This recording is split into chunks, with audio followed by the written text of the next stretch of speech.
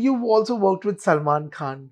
Pretty much every yeah. 90s actor. Salman, Shah Rukh, everybody you Everybody. worked with. Yeah. But when Suryavanshi happened, how was working with Salman, a young Salman who was, So he was just starting, same as me. Maine Pyar Kiya was also shooting around right. the tail end of it was going on. So when Salman and I worked together, even he was pretty new.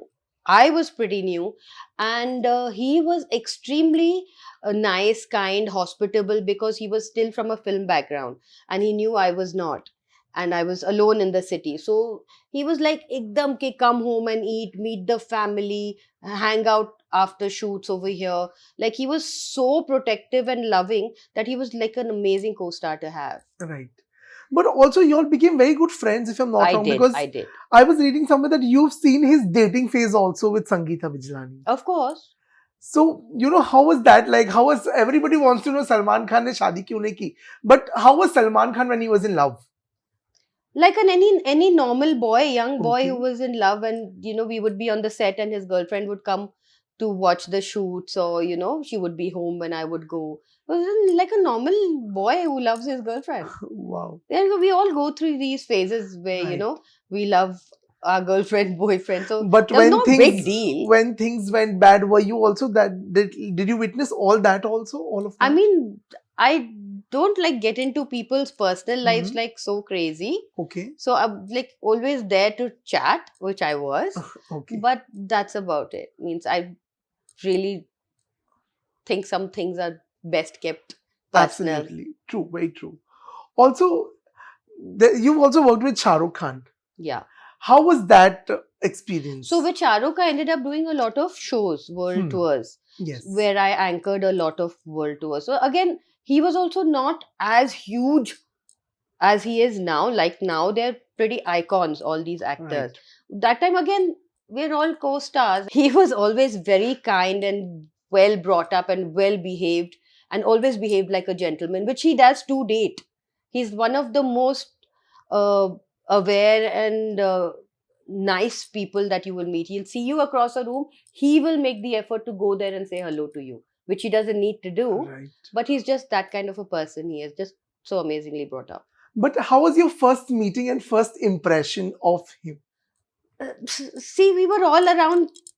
Okay, you all knew each other. Probably. Yeah, we're all like peers at that point of time. So it was all like normal. Oh. Like you meet each other and then you rehearse and you're chatting and but first time kahin to milna hua hoga na. Arey, but who remembers 3 decades pehle kya ho gaya?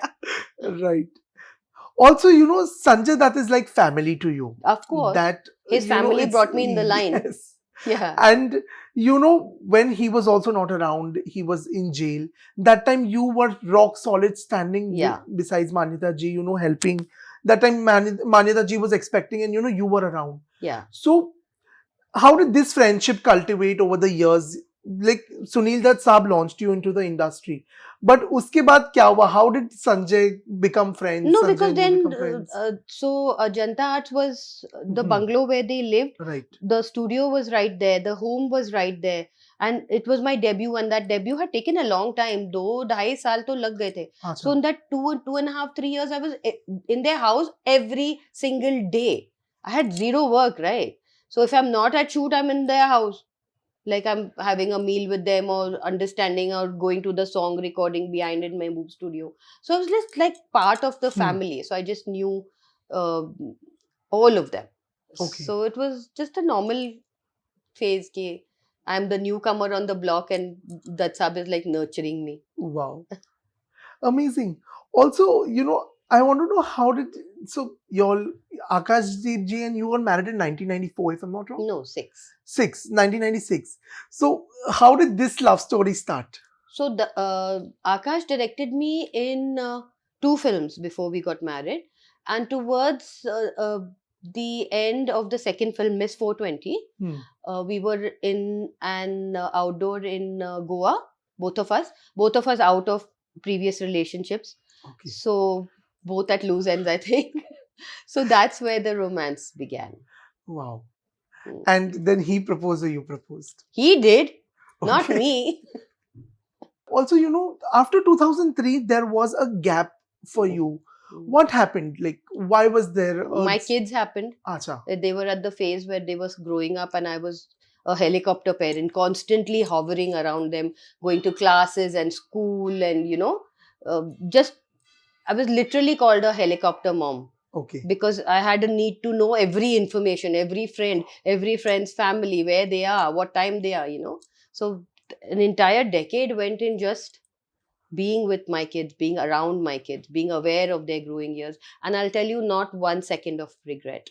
Those are literally the best years that a parent has with her kid. But that time, did you miss being around in the industry? There was no time okay. to miss, because I was so thinking I want my kids to learn every sports, because I myself was such a sporty person.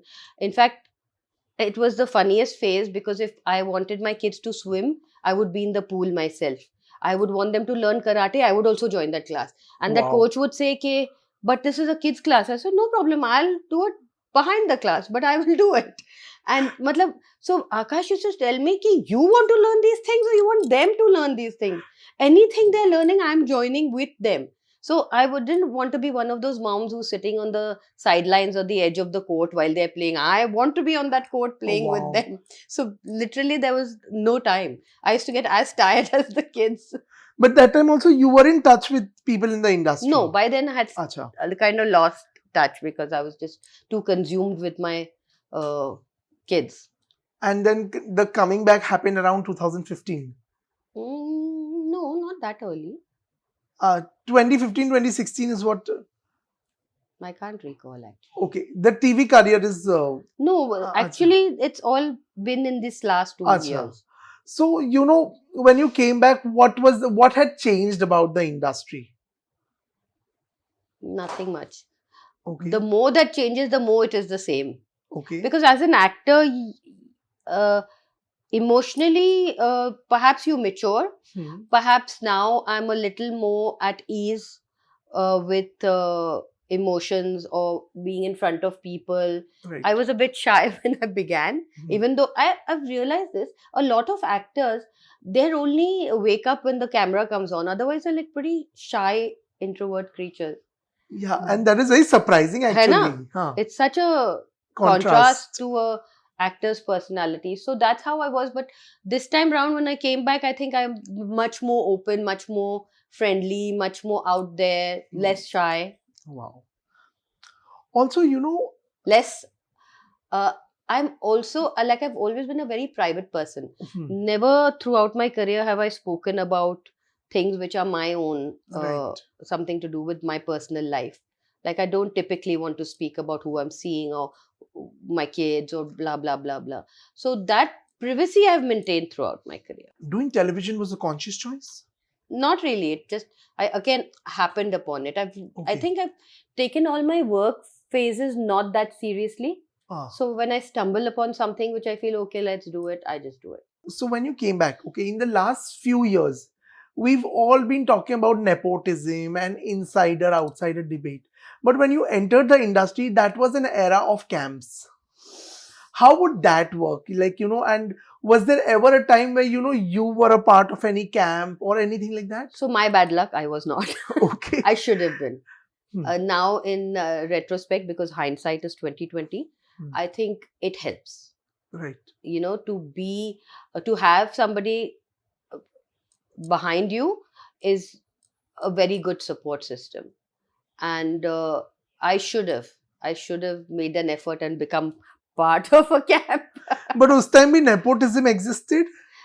So I'll tell you what, currently the thing is, a lot of people have a lot of opinions and very less information. Right. Everybody has a bloody mobile in their hands. True. And too much free time. So they've just come up with this new phase, nepotism, which means zero. Because literally you have entire families where kids typically follow the footsteps of their parents, ancestors.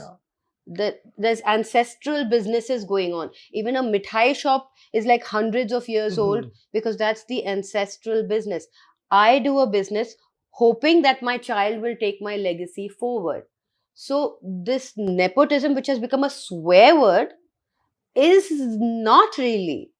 Okay. I mean, why would you begrudge a child his part in his family's business? Why? Why will my family want to give their business to an outsider and not to me? Why?